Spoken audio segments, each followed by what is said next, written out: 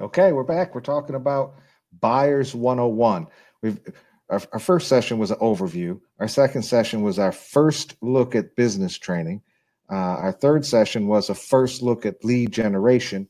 And then today is our first look at working with buyers. And then tomorrow we'll have a first look at looking at sellers. Before I jump in, I put together a video for you. Okay, so we're talking about Buyers 101-1. This is the first idea of what it is to work with buyers. And chose to talk about giving the overview, communicating the overview, kind of setting expectations. A lot of people, especially first-time buyers, don't know what to expect. And so you're going to want to kind of get ahead of the curve there and give them some direction. But as soon as I say that, recognize that buyers are on a bit of a journey, almost a romantic journey, if you will. That's probably overstating it, but the idea of finding the right home is a lot of warm fuzzies involved. Your job is to be a little bit of the cold, hard facts person about dollars and cents, about condition of the property and so forth. But it's their job to tell you what feels like home to them. Certainly avoid any discussions about demographics. There are laws against talking about ethnicities and race and so forth. So we're really just going to tell people to make sure they find areas that feel like home to them. I like to tell them, this is America. You get to live any place you can afford to live that you want to live. And just avoid those discussions altogether. But my point here is less about that and more about recognizing that as much as you're giving them the overview and helping set expectations, there's going to be some give and take and some journey very likely involved. Very rarely do people set out with, I want a, 2-story in this area with this kind of, square footage and end up buying exactly that. Usually once they get out there and see some things and keep clicking around on their phones and finding things that it moves a little bit. So you're going to be having to help them focus and refocus. And when they're looking at the houses, you're looking at them. Read that body posture, read those expressions, and help them, articulate what they're feeling. Anyway, Buyer 101, Session 1. Ready, go. Okay, so it's really kind of a journey, but any journey you set out on in life, you want to know where you're going. And that's true for folks who are looking to use you as their buyer's agent. And so you want to give them, I'm going to say, an overview of the process so they know what to expect. And so I put this together with that in mind. Let's have a look at this. This is Buyer 101, Process Overview Communication. 30 Days to Greatness. So remember, you're the expert that they're looking to for guidance. And you need to build trust from the beginning by delivering that guidance right away. And a tremendous way to do that is by giving them an overview of the process you're embarking on. So they have a sense that you know where they're going, where you're going, where you're taking them. They can follow you if they have the sense that you know where you're going. So this will set expectations and position you as the expert they need. Look, there are 6 main parts. 6. There you go. Can you see my fingers in the corner? To the buyer process, and they're going to need help with all of them. And those 6 parts are preparation, the looking, searching, actually getting out, offering, which is a lot of stress, escrow, or when the property's pending, the closing process, and then don't quit on them at closing because they've still got to move. And if you're still with them through the whole process, you're going to get a lot further in that relationship. The preparation phase can be 1 month. It could be 18 months, depending on the client. It used to be we would get contacted when people were ready to go. That's not the case anymore. People have a lot more information at their disposal. So, they start talking to us a little sooner maybe. Or you need to be in their world as they're beginning the process of thinking this through. So this phase of preparation can involve saving money, establishing or repairing credit, determining what kind of financing makes sense for them, and ultimately obtaining a pre-approval, which is when, this phase has come to an end. When they've holding that pre-approval letter, that's the end of the phase. This could be the longest phase and may need plenty of encouragement. Be sure to have trusted resources available to help them, including names of lenders and credit experts. The first phase is complete when they have the pre-approval letter in hand, and then you can begin phase 2, looking. Looking is phase 2. Determining locations and criteria are critical at this stage. Not knowing where to look or what you're looking for is like trying to find the proverbial needle in the haystack. So communication is really key here. This is process overview and communication. And then as you're explaining to them, looking is phase 2. That's the upfront communication. But when you're in phase 2, a constant communication is really important. Start with a list of questions. Help them come to some decisions to make it possible for you to help them find the home they'll be happy with. So people, they'll say stuff to you like, I need a place with a nice kitchen.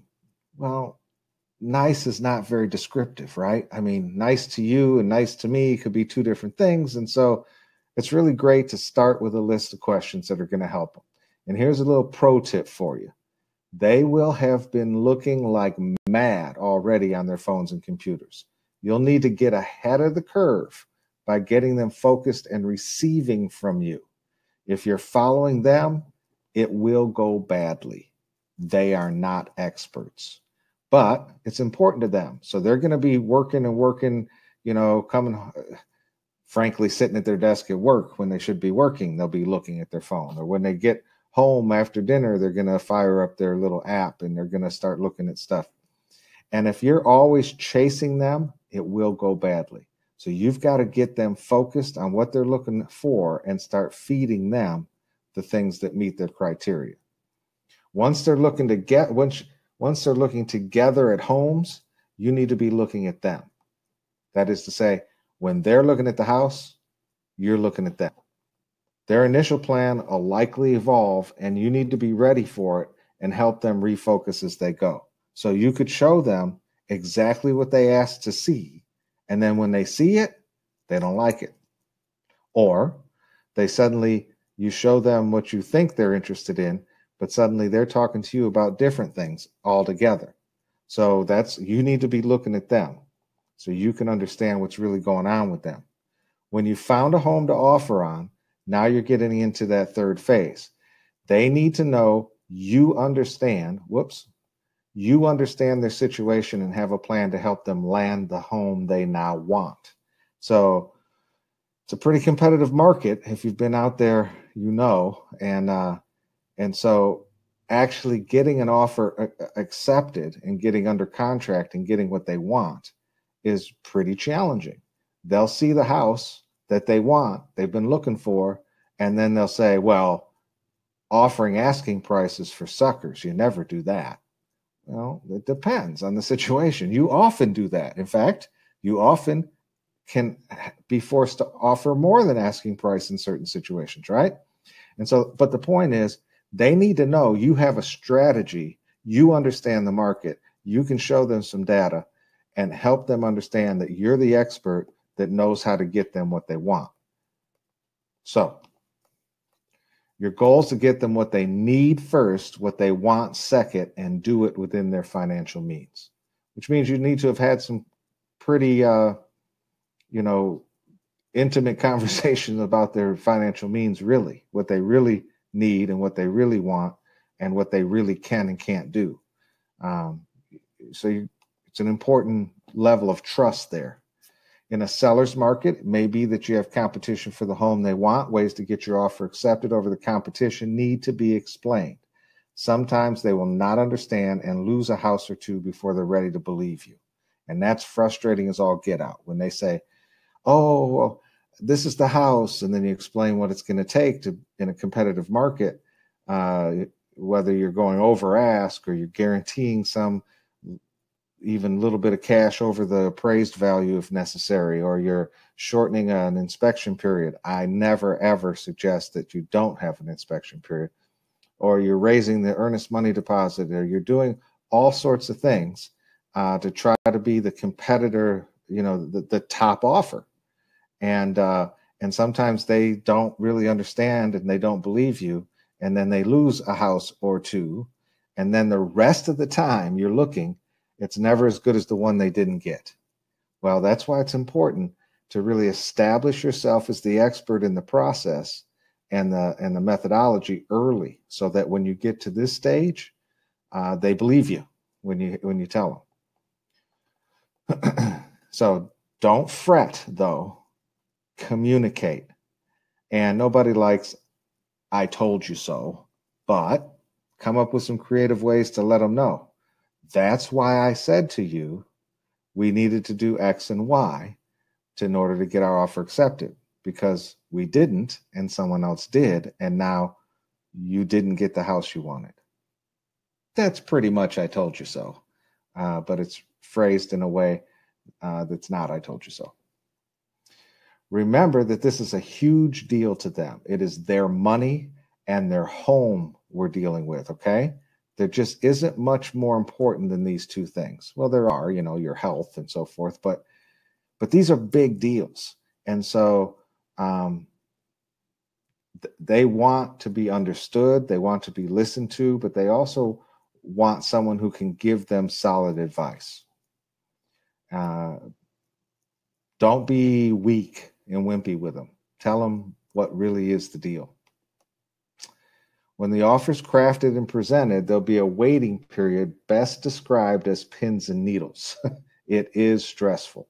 Communicate. That time where you say, we crafted the offer, we sent it over to the listing office or the listing agent, and now we're waiting. We're waiting till tomorrow. We're waiting maybe 2 days, and they're stressed out, as you would be if it were your offer. And so stay in communication with them. And frankly, stay in communication with the listing agent. Getting offers accepted is often about being someone the other agent likes too. So be kind, be professional, don't bug them to death, but stay in touch. And then you can say, I talked to them and this is, they're getting in touch with the seller. Anyway, the point is, it's a very stressful pins and needles time. So communicate. People need to hear from you. When the offer is accepted, they will be in escrow, right? Which means that earnest money needs to be turned in and put in the escrow. And you'll have turned in that earnest money and all of the paperwork. Many times in our market here, we don't use the phrase "in escrow." We just simply say it's pending, but it's in escrow. Then there's a due diligence period, right, where they're going to hire private inspectors, and they also need to sign the paperwork with their lender, send the purchase agreement, the PA, to their lender and the title company as well, and make sure that they're doing what they need to do with their lender, because that's a short period of time and they need to be acting in good faith. The contract says they'll be signing the paperwork formally with their lender, say within 5 days is often what's in the paperwork. The inspection period is a small window of opportunity, so jump on it quickly. Don't wait till the next day to try to contact somebody. Don't wait 2 days, for goodness sake. In fact, in this competitive market where we're trying to shorten inspection periods to be more desirable of an offer, often we'll contact the inspector before we send over the offer to the listing agent to say, hey, is there any chance you can pencil me in case I can get this offer accepted for 2-3 days from now, whatever that is. Okay. There may be significant enough problems after the inspection to warrant a renegotiation of terms and or the price agreed on in the PA. So significant enough problems, the stains on the carpet and the, this and that you knew walking through are not going to be in things to begin negotiations over again. But if there are significant enough problems, and there can be, then you need to understand and prepare them for the fact that there could be some renegotiation that happens. And they need to know what that means. Keep in mind that they're attempting to change the deal at this point, and it is the right of the seller to say no and relist the property, rendering the contract null and void. So they could have gone through a lot of work to get this place under contract, could have taken, losing out on 2, 3, 4 other houses, and they finally got a house they're really happy with. And so they need to know that it has to be a big enough deal to think about renegotiation. Otherwise, they could lose this deal. So all of this needs to be covered in the overview of the process, not in detail, but then, in a written way, right? You'll have a piece to send them that shows them all the stuff that's going to go on. So they have a reference sheet, if you will, and then you'll expand on each of these points as you're going. But in the overview, let them know. And when the deal is killed inside the inspection contingency period established in the PA, your client will get their earnest money deposit return.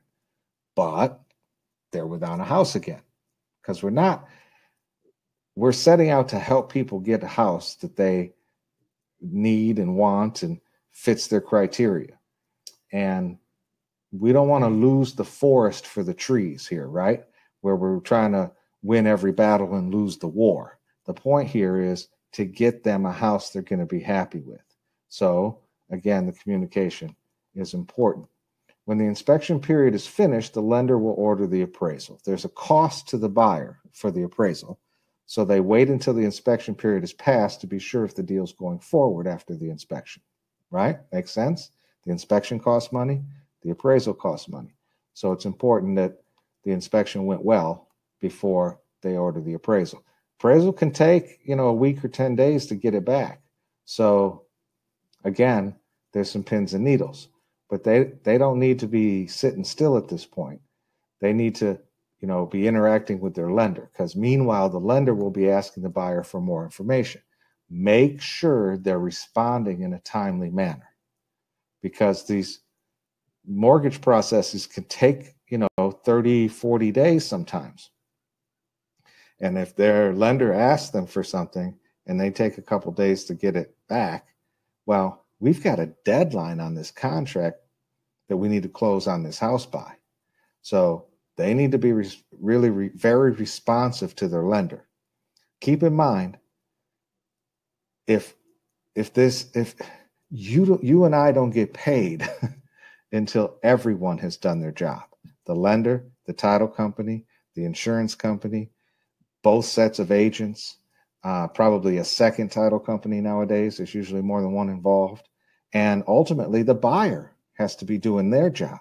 So stay up with them. Stay in communication. Again, here we are with that word, communicate. Understand what the lender has required and help make sure the buyer is meeting that. You'll also be looking for the title commitment for your buyers to review.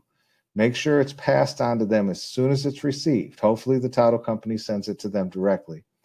But if there are objections in the title work, they need to be responded to in writing right away. Again, that's a part of the contract that says this has to get dealt with quickly.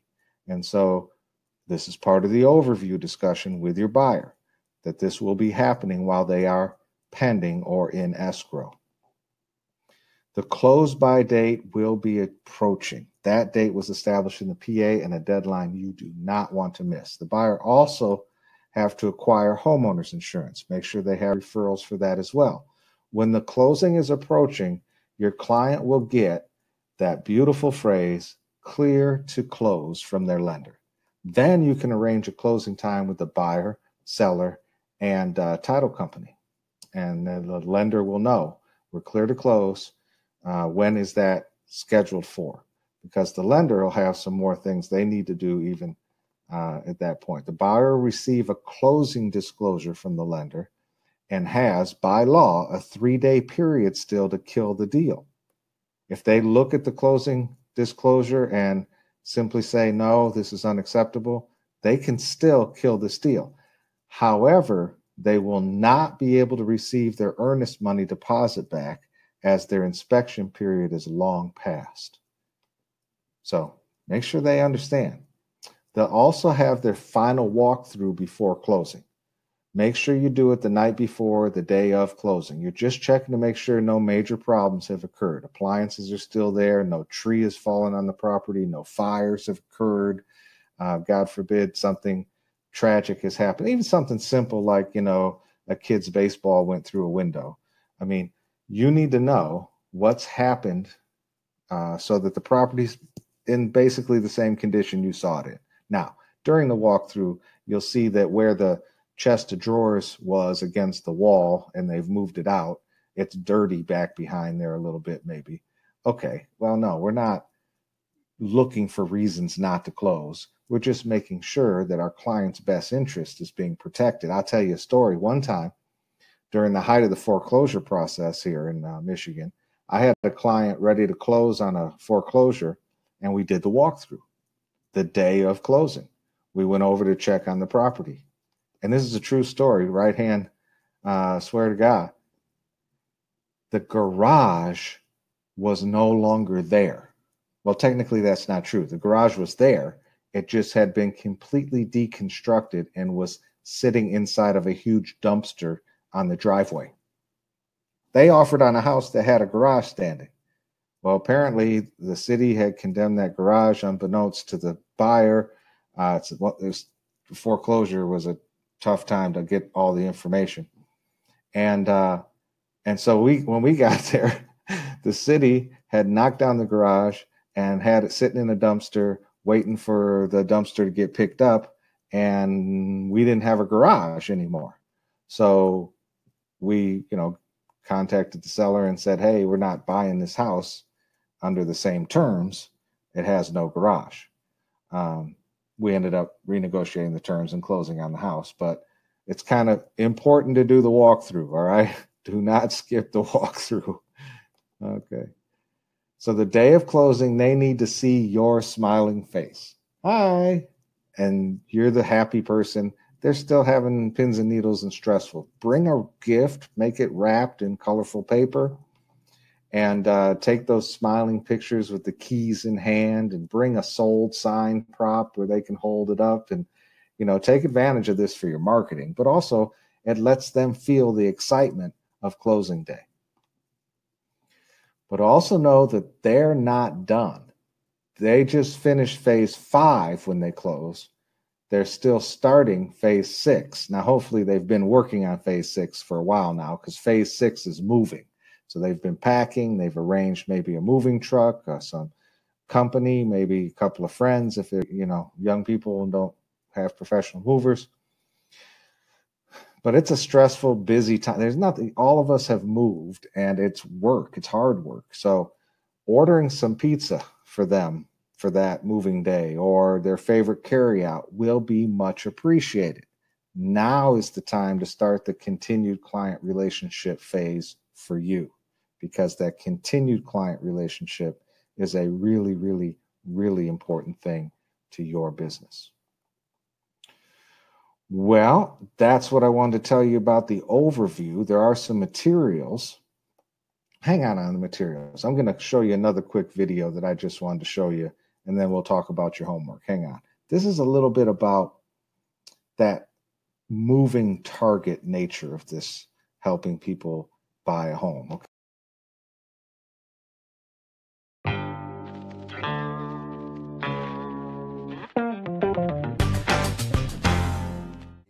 And this week we're back looking again at client to contract. I told you last time, this is when it's time to shine.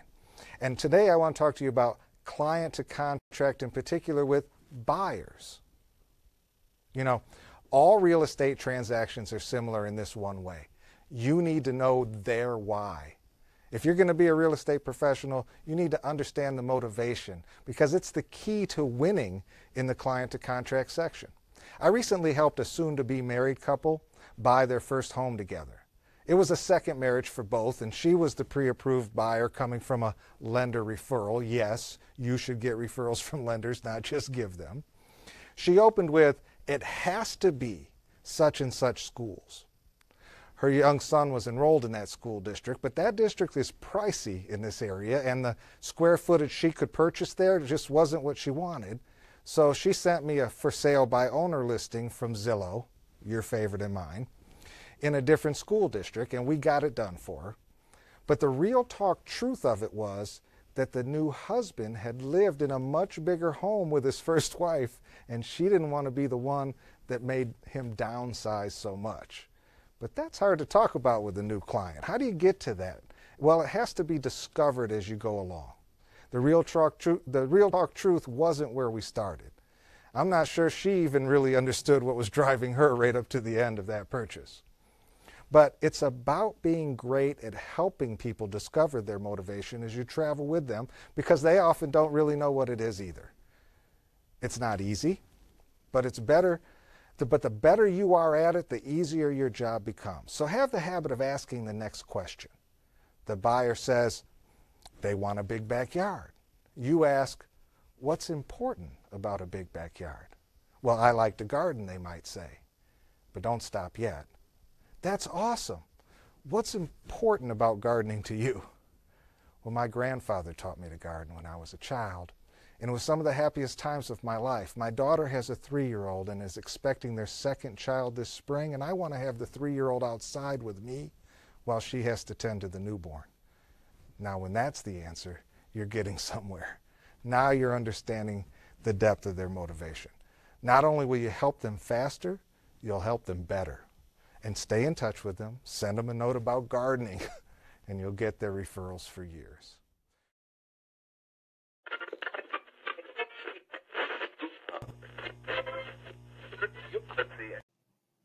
Well, there you go. So it's kind of a moving target sometimes, and people are on a bit of a journey. And it's kind of got some warm fuzzies in that journey, and it's your job to understand them, but also help them with the cold, hard facts. Some people are a little more cold, hard fact than others. They'll want to know about property values and so on and so forth. But anyway, the point is that there's a moving, target sometimes out there. Well, listen, attached here where you found this link are some PDFs. One of them is the ultimate guide to home buying. And it's a long, about 40 pages that you can use as a PDF. You can send it to your people and help them with the overview of buying. You're welcome. Besides that, there's a flow chart of some of the activity that goes on during the process that you can send them as a one-sheet reference so that they know what they're looking at. But my challenge to you is to also come up with some questions, and we'll talk about it when we're doing our workshop. Come up with some questions to help people focus and help get to their motivation and understand what they're looking for. Okay? All right. So there you go. Home Buyer 101.1.